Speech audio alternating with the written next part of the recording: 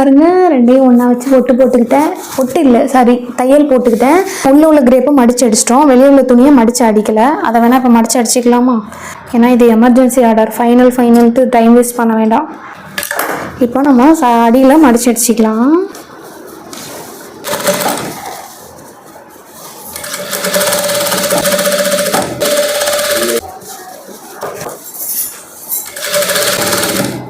பாருங்க, மேலே ஜாயின் பண்ணிட்டேன், கீழே மடித்து அடிச்சிட்டேன்.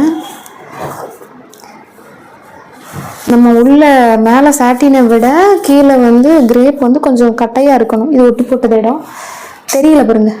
அவ்வளோதான். இதே மாதிரி அடுத்த பீஸு இது ஒரு கீழே பாட்டமுக்கு ஒன்று முடிச்சிட்டோம். இதே மாதிரி இந்த கிரேப்பையும் இந்த சாட்டினையும் நம்ம இப்போ ஜாயின் பண்ணி அடியில் மடித்து அடிச்சிக்கலாம்.